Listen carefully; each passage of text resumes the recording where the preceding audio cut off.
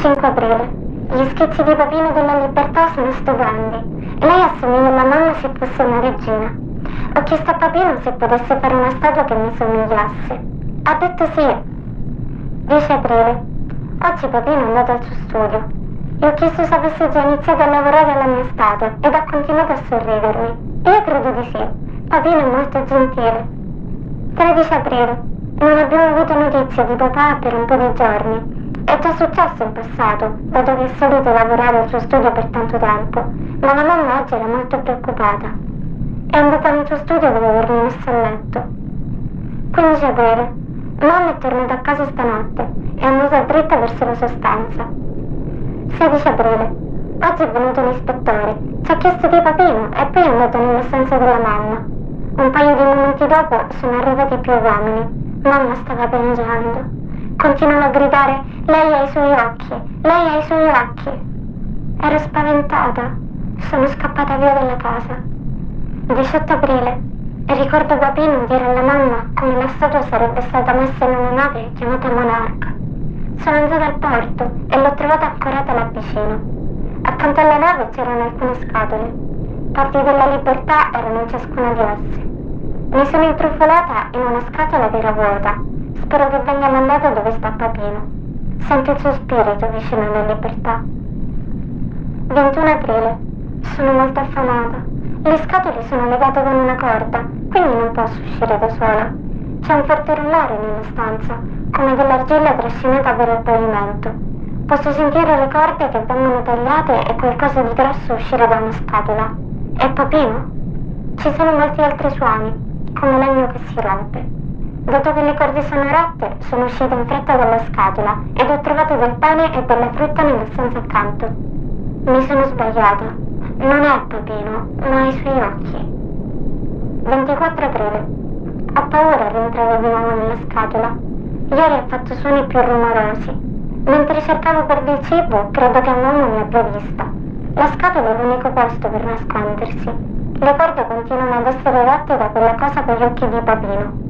Ho paura che quella cosa o quell'uomo possano aprire la mia scatola. Non scriverò più molto, perché ho paura di fare rumore. Scriverò nuovamente quando arriverò sulla terraferma. 29 aprile. La cosa con gli occhi di papà oggi mi ha presa. Mi ha tenuta mentre correva attraverso la giungla. La sua spada ha tagliato centinaia di alberi. Non ho potuto vedere molto in un buio, ma ho potuto vedere gli occhi di papà fissarmi da quelle palpebre metalliche. Siamo scesi giù per un buco e in una grotta profonda. Dopo avermi messo a terra, ha acceso un fuoco colpendo le sue braccia contro delle pietre. Ormai è da ore che affila la sua spada con le rocce, ma non ho mai guardato la lama.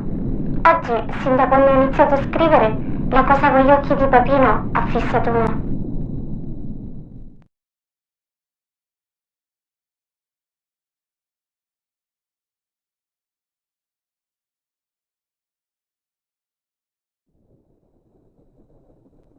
«19 aprile. 6 casse sono state caricate all'alba. Sono pesanti. Ciascuna di esse contiene una parte di una grossa scultura. 29 aprile. Siamo atterrati a Gibraltar all'alba.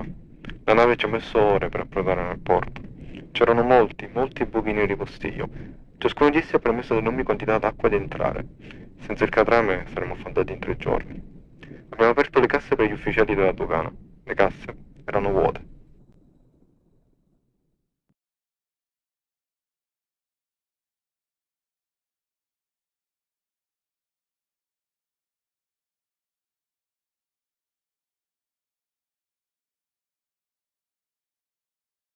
On the morning of April 29th, we received numerous reports regarding a tremendous force that reached up to the rock, which tore down hundreds of trees and created several landslides through the previous night.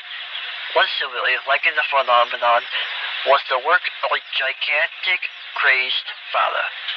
Due to the sheer number of these reports and the high level of concern in the surrounding community, I deployed myself along with 13 officers to the rock in search of an explanation of this force. We have discovered that there were indeed newly formed paths through the dense foliage stretched along the entire height of the rock. A trail was oddly linear, with no bends or curves to the path. The cuts of the tree were precise and clear.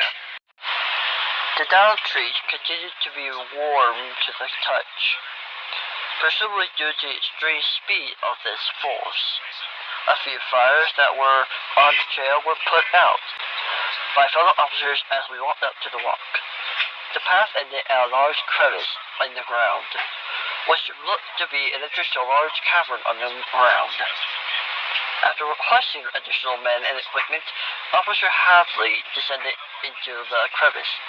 It wasn't long until Hadley explained in fright and urged us all to enter. Within the following hours, the majority of the officers were in the cavern, which appeared to be an undiscovered location of St. Michael's Cave. In the middle of this location was a plaster model of a tall, Greco-Roman statue of a woman. Surrounding the sculpture were a slave remains of an individual, flattened like clothing. A hollowed-out torso stretched a quarter of the way up to the statue, which compelled a few of the officers to exit after seeing it.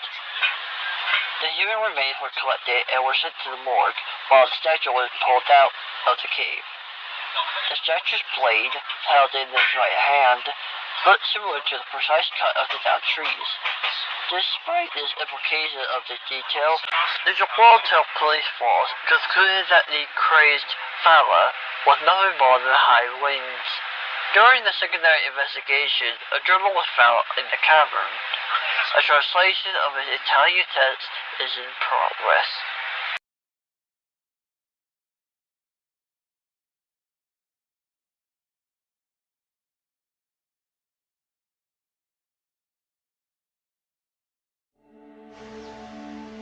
Arrives in a tight-knit wooden ship. The plaster body is absent. Instead, a tall wounded woman sleeping in its vessel, donning a helmet wrapped in a robe, clutching a sword and a damaged shield. Over her conversation with the captain, a violent conflict with freedom at the port of Gibraltar.